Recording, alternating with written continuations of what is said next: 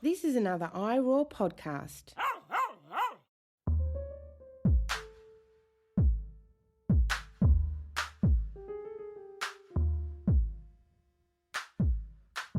Welcome back to Season 6 of the Animal Highlight, where we're focusing on animals and museum collections/objects.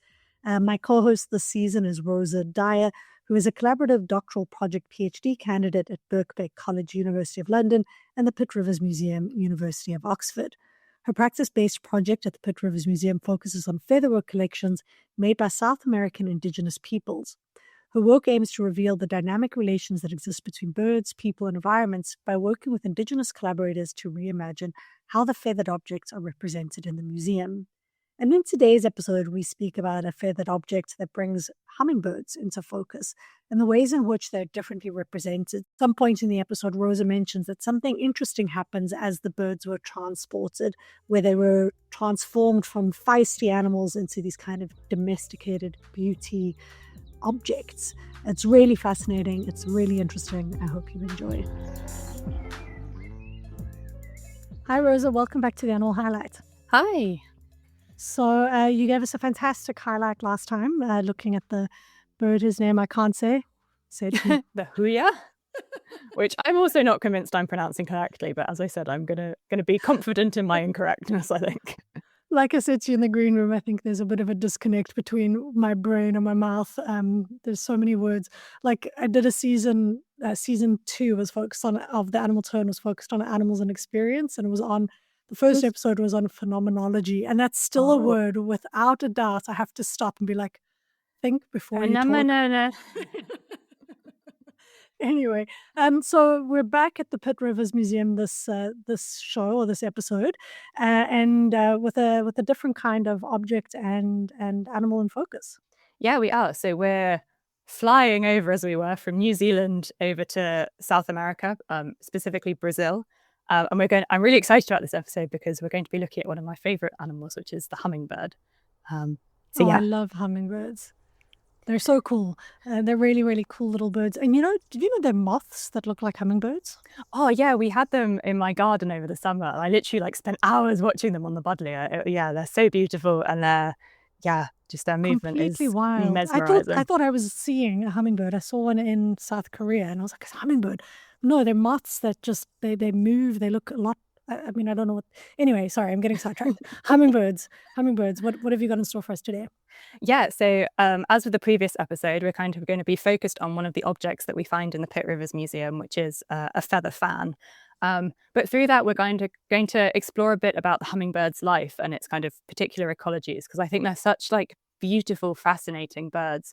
And I think there's a lot about their ecology and behavior that people don't know about, because everyone kind of focuses on their beauty, which is undeniable. But I'm hoping that we're going to be able to explore a little bit about the fierce nature of this tiny bird, because that's what I find so compelling and wonderful about them. Hopefully, through exploring the object, talk a little bit about firstly hummingbird ecologies, but then also think about their presence in Latin American mythologies, particularly indigenous mythologies, because I think they have a really interesting presence that links quite closely to how hummingbirds kind of exist in their natural environment. And then, as with our previous episode with the huya, we're then also going to move on to think about how these birds moved from their natural environments in Latin America and moved across into museums in Europe and America, and what this did to their bodies, what this kind of did to imaginations about what these birds were. So we're hopefully going to explore quite a lot of, interesting themes, I hope. So the object that I'm kind of focusing on is, well, firstly, it's kind of inspired by a particular object, but then specifically, I've kind of been thinking about it because of how this object has interacted with my own kind of feelings and encounters with hummingbirds as kind of living beings. So they're obviously undeniably beautiful birds. Everyone I think has an image of a hummingbird. They're kind of these beautiful, bright green and purples and, sparkling in the sun. And they have these kind of iridescent jewel-like qualities, which has made them kind of quite popular for bodily adornment. So when I've kind of been studying Latin American featherwork, the birds that I come across most are parrots, toucans, and then I'd say the third one is hummingbirds. So their feathers kind of do come up a lot when I've been looking at objects. What's kind of, as I said, been interesting for me is how this kind of use in their objects has kind of been linked to my own encounters with them. So I think I'll first start by describing the object I'm talking about, because I think that can kind of place everyone where we are and we can all be together before talking about the hummingbirds themselves. And just to remind listeners that you're also coupling this with blog posts, right, where folks can see this. So you don't have to rely on my quite garbled description of what the object is. You can go and look at it. And actually, I think for this object in particular, we have really beautiful kind of high quality scans available for it. So you should be able to explore those feathers in quite a lot of detail, which is nice. So the object I'm looking at is one, again, that's on display in the Pitt Rivers. It's a beautiful feather fan. And we don't really know much about the particular history of this singular object, but it's representative of kind of a broader category of feather fans that existed in the mid-19th century. So this fan was probably made around that time, although it only came to the museum in 1944.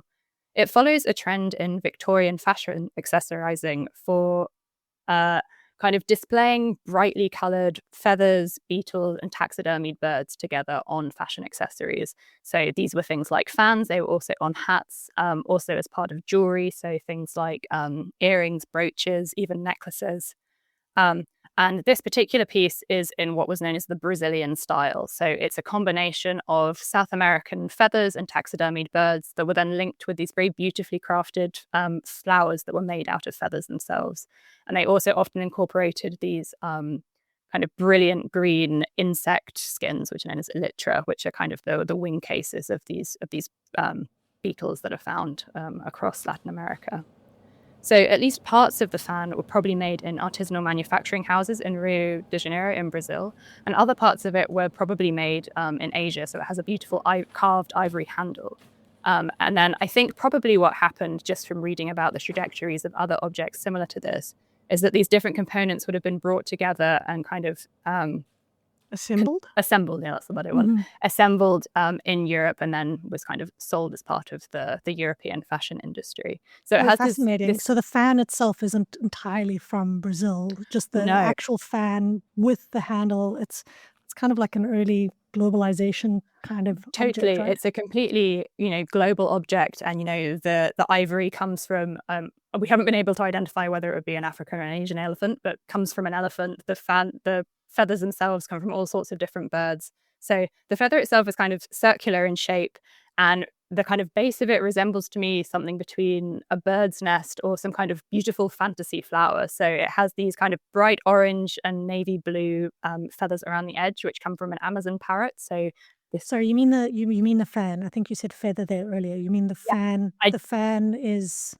the fan has a kind of nest base, and then it has these other feathers around it. Yeah, so it has this kind of round base that is made of Amazon parrot feathers. So these are a species of parrot that are found in Brazil and other countries in Latin America. And then on top of that, there's this kind of down base of white feathers, which are probably from a swan, although white feathers are notoriously difficult to identify, so we're not completely sure. But then in the center, the kind of most compelling bit, I think, are these two beautiful, tiny taxidermied hummingbirds that are posed as if they're in flight and kind of are looking at each other as if they're kind of circling at the center. And they're associated in the fan, so they're kind of round the edge, and then in the middle are, as I say, these beautifully constructed feather flowers that look like roses, but they're made, if you look at them closely, they're made out of tiny red and green parrot feathers. I mean, as a piece, in terms of just thinking about the artistry and the skill that's gone into it, it's absolutely amazing. And I think that's kind of the first thing that kind of strikes you about it when you see it, is it's this amazing assembly of materials and of kind of craft techniques. But I think what kind of, I think, struck me about it is that's your initial reaction, but then followed by it for me was quite a sense of kind of unease almost, that it seems a bit kind of frivolous to have these tiny birds posed in these kind of imaginary flight that would have been on a woman's hand at a Victorian party and shown off to people. And it was kind of the thing that kind of led me down looking at this object was a kind of compulsion to want to know more about the hummingbirds themselves, because I think they've kind of been made into these little kind of jewel-like things that would be shown off at a party. But it was only when I actually properly kind of encountered hummingbirds in the wild that I realized, it really struck me what a disconnect that was to the actual lives of the birds. Yeah, they become kind of deficient. They become objectified, not only as objects, physical objects, but also in terms of ideas, right? They become things. Yeah, and so it was this kind of first-hand experience of seeing the hummingbirds in South America that really kind of brought this home to me. I was really lucky last year to be able to work on a bird monitoring project in the cloud forest in Ecuador. And part of that was that we were capturing hummingbirds and then examining them, collecting data on them, and then putting little metal rings on, which is known as bird rigging or banding, depending on where you are, and then releasing them.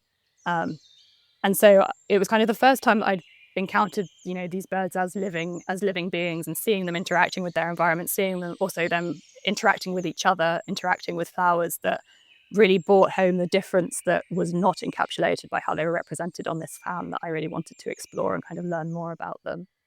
Just as a bit of a side note there about the kind of ethics of bird handling and stuff, because I think I just got to signpost that I'm going to talk about this later, because it's a huge thing with museum collecting as well. And it's something I was going to ask you at the end, but we can do that if you want. I wrote a little thing about No, go ahead. Because yeah, as someone who's interested in animals, I think it's a challenging thing when you want to know more about them and you want to study, especially if it's related to kind of conservation. But there are kind of ethical questions to be asked, right? Yeah, totally. And it's one of those things. I mean, I think there's more layers that kind of come on top of it when you then think about killing birds specifically for museum collections. And I think that's something that, deserves a whole episode, and I hope I will do later. But in terms of the kind of just specifics of handling the birds, I think it kind of really feeds into this question of like the individual versus the species as a whole. And, I think most people who do bird banding would make the argument that, the level of stress that one individual encounters through that process of being, captured and, data taken from it and then a band put on it, that is probably worth it on an individual basis when compared to the good that data could do for the conservation of the species. And obviously, I think that's an ongoing debate and can be a bit you can kind of get rid of the individual quite easily then when you talk about it in that way. So yeah, I think that's something I've definitely struggled with when working with birds. And it's one of the things actually that has really helped me frame how I think about the museum objects. And like, as I say, thinking about the kind of link between the lived lives and the objectified lives of these objects, I think has been like a constant tension that I've been thinking about in my research. Yeah, it's definitely difficult. And I think it's something that comes up again, like conservation. I taught a class at the beginning of the year and we spoke a bit about conservationists, and I was like, there's a lot of critique that can be directed at conservationists in terms of how they treat individuals. Like when you start to ask ethical questions at an individual level, the killing of one giraffe in a zoo so as to kind of protect the genetic makeup of other giraffes. There are, yeah. Anyway, like you say, it's very complicated and difficult, but these are important conversations to be had, right? They are, absolutely. And one of the things that I found really interesting, I kind of almost did like an ethnography of the bird banders while I was there, because I found it so fascinating, the kind of psychology and conversations that were being had around this practice while I was doing it. And one of the things that was really interesting that kind of showed an acknowledgement of this tension was the fact that so many people that are interested in birds have a list. So they have their lifetime list of birds they've seen. And you're not allowed to count on your list a bird that you've only had in hand. You have to have seen that bird naturally in the wild. So I think that is a really direct acknowledgement of the fact that when you're holding a bird that you've caught in a net, that is an unnatural dynamic between you and the bird. That is not how you should be encountering it. You should be encountering it in a space where the bird has the ability to fly away if it wants to. And so, yeah, I found that a really interesting thing, that even kind of in the kind of, vernacular of how birders talk, your list only counts if you've seen it as it's supposed to be rather than in your hand. Yeah, this idea of support, because that is an interaction. It is an actual lived interaction. Yeah. I spoke to Jonathan Pryor in the season about sound, and he said there's this interesting thing when people are trying to record wildlife is they purposefully kind of remove any sounds that they make, like the swishing of their own jackets or the crunch of their boots, as somehow that's unnatural in the environment. And there's this interesting kind of the continued divide between human and natural. Like there's humans and then there's everything else. And I think, yeah, that interaction of actually grabbing the bird and this is a natural interaction. It's an interaction that is happening. Anyway, that's a whole different. No, we're going to get off another topic again.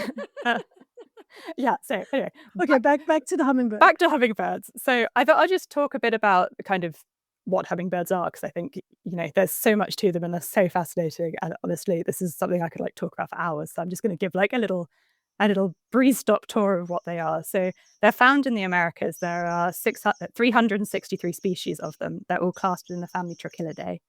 And they're found all the way from Alaska to the Tierra del Fuego, so only in the Americas, but, the entire span of that, 2 continents.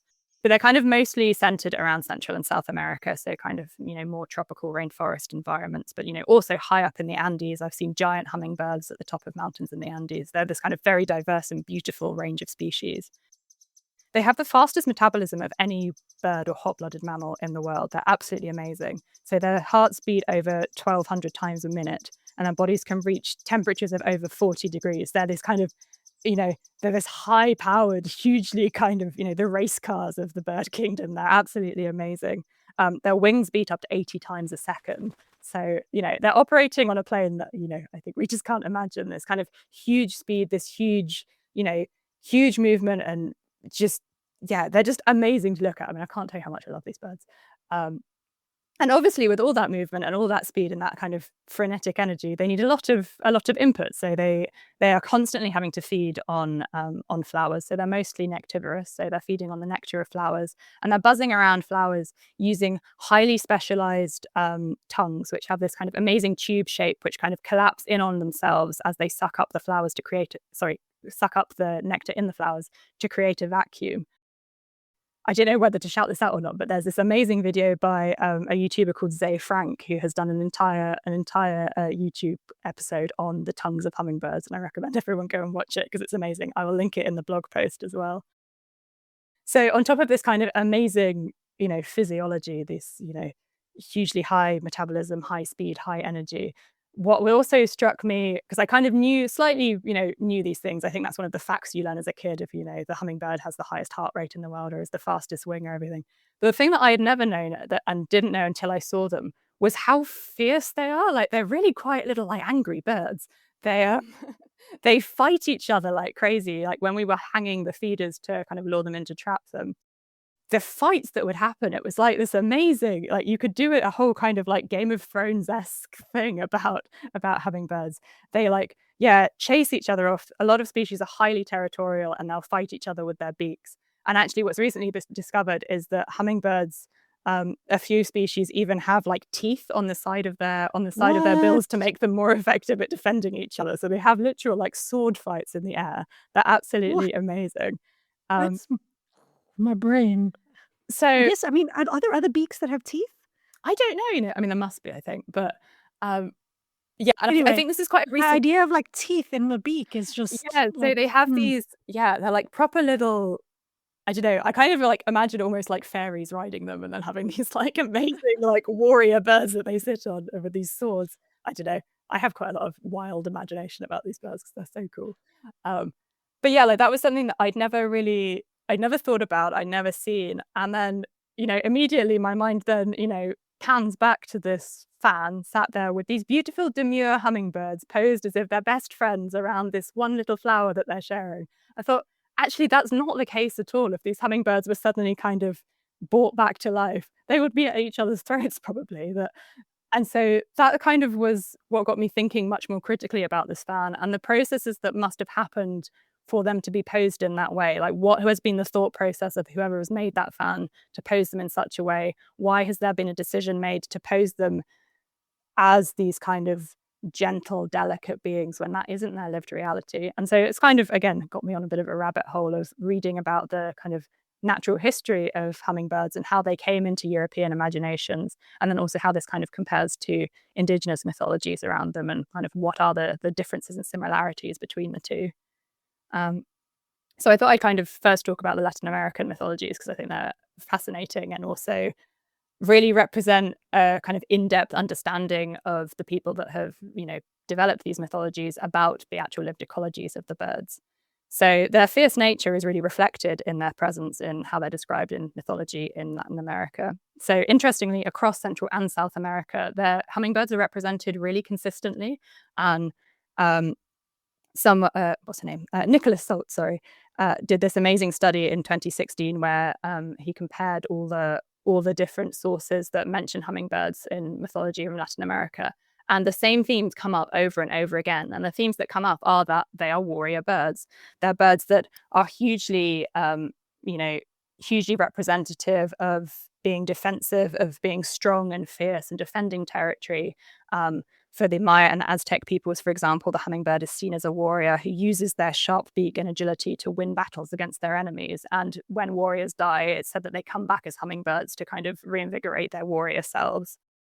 They're also kind of hugely resourceful and wonderful kind of smart birds that can, outsmart enemies as well. So in the Shuar culture in Ecuador, for example, which is a community that I've been working with, the hummingbird, or hempe as it's known in kind of the indigenous language, is the being that brings fire to people. So people were dying because they couldn't cook food properly. And it's the hummingbird with its kind of quick agility and smarts that is able to fly up to a cave where a giant lives and steal the fire from him and then bring it back down. And the thing that I really love about that story is many hummingbird species have got V-shaped tails, and they explain that the reason why the hummingbird has a V-shaped tail is because its tail got grabbed as it was coming out of the cave, and therefore some of its feathers are missing in the middle, and that's why the V exists, is because the giant grabbed it. It's their representation in particularly indigenous mythology, I think, is really closely related to the ecological realities of the bird. They're not preoccupied with the visual splendor of it. They're instead interested in its kind of, its movement, their shape, their ability to defend themselves, and, really see them as really kind of agentive beings that make decisions, that defend themselves and stuff. So yeah, I found reading into this kind of quite reassuring that actually it's only in European art actually that they've kind of been really pacified, and that in other parts of the world they maintained this sense of like ferocity that I'd seen when I was there. And so I think, as really beautiful, fierce creatures, it's no wonder that they're a big part of indigenous mythology. But then when I was trying to trace these same things in kind of European representations of hummingbirds, I didn't find any evidence of this at all. And I found that this break was so interesting. And I kind of have been trying to figure out through, reading and research and kind of tracing object histories why that is. And so one of the things we didn't talk so much about when I was kind of like explaining hummingbirds was that, I think I purposely focused on their movement and shape and, how they exist in the world, because I find that so interesting. But I think we can't downplay the fact that they're really beautiful. They're like stunningly wonderful. They have these amazing plumage colors. Also, there's a level of iridescence, which isn't really found, can't be created artificially. It's something that exists in nature, particularly these kind of brilliant blues and greens and purples. They're absolutely stunning. What I always find fascinating about colors, especially colors with birds and fish, is, there are numerous colors that we see, and you're like, wow, there's so many colors. But then you realize that many of these animals are seeing colors also at a different wavelength. Totally. Yeah. So that their color spectrum is just so much grander and greater than ours. Like the color is just really, it's fascinating to think about. Yeah, it's amazing. And I mean, I imagine that they must see like extra colors, because otherwise, why would they be like that? But also they have this such kind of interesting interactions with each other. You kind of imagine that they must mean something more than what we can see. But yeah, so it was certainly these kind of brilliant colors, which is what captured European naturalists coming in. European and American, I'd say. There was definitely also a movement from North America by naturalists to come and record hummingbirds. I'm kind of focusing on the European perspective here because that is kind of relevant to our feather fan.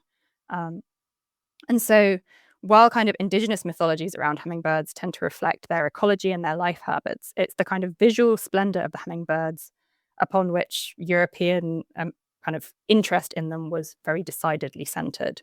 So just as we kind of saw with the huia, it was these systems of, fashion and global consumerism which were really fueling an interest in hummingbirds and hugely shaped their representations and how people imagined them when they kind of came into Europe.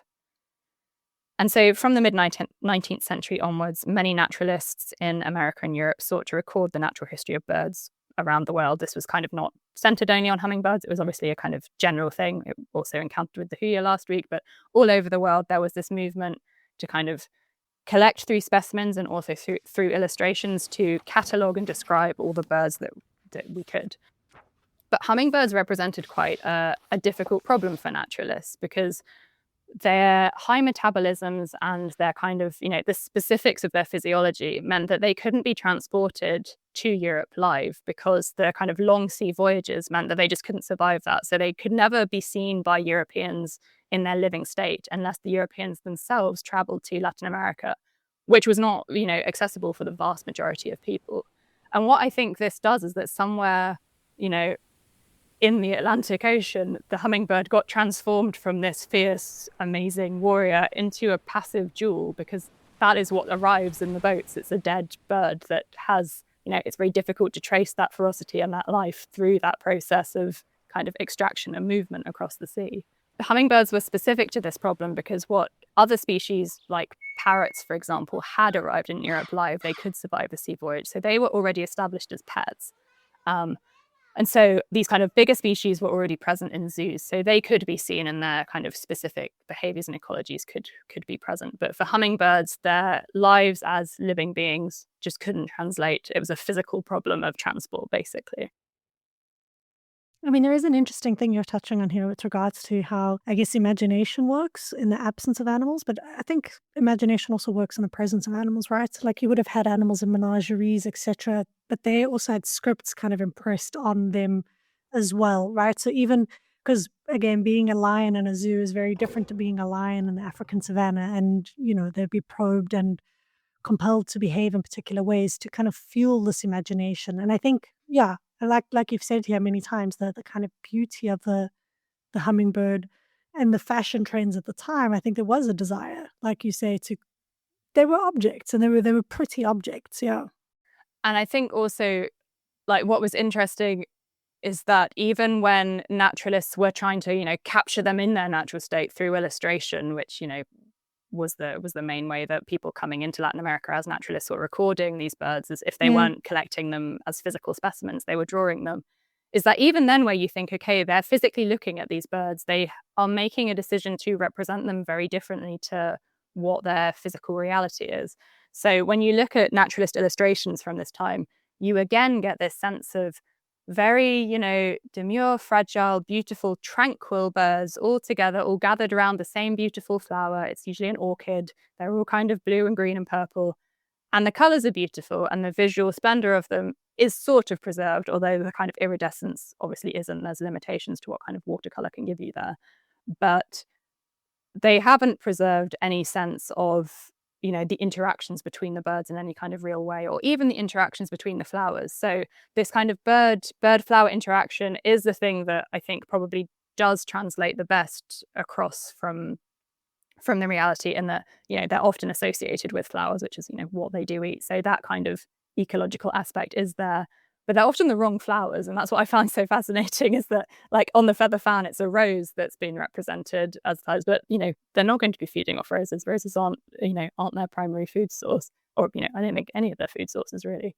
So, yeah, this idea of the aesthetics and the kind of beauty of them almost getting in the way of the eyes of what the very physical reality of the birds is, I think, is a really fascinating process. And, yeah, as you say, there's a limit on imagination that has particularly, I think, being shaped to foreground birds as resources, because I think it really feeds into a broader idea of what South America was for Europe, which was as an exotic place that has resources we can use. So I think placing hummingbirds next to things like gold, like diamonds, like, high value timber and wood, and even exoticized peoples, I think they're all placed together as this exotic thing we can extract, which is beautiful and which we can then kind of objectify and own ourselves, is what that process is, I think. Well, this has been really, really, really interesting. Again, just the kind of juxtaposition and seeing the similarity in terms of the bird you spoke about last time and the hummingbird here, in terms of how they're caught up in, I think, fashion industries, colonial histories, but also how their own stories are often wiped, and how the object itself can really be a great place to illuminate these histories and these stories. This has been awesome. Thank you so much again for a fantastic animal highlight, and we will see you again next time. Yeah, talk to you next time. Thank you, Rosa Dyer, for a wonderful animal highlight and for co-hosting this episode with me. Thank you to Rebecca Shen for doing the episode artwork as well as the logo for the animal highlight, and to Gordon Clarke for the bed music. Sound effects in this episode were taken from Freesound and the Prelinger Archives and the Internet Archive. This episode was produced by myself. This is the Animal Highlight with me, Claudia Hirtenfelder.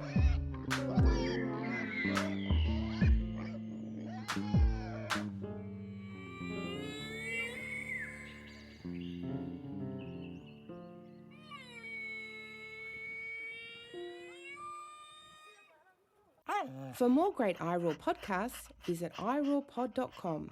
That's iROARpod.com.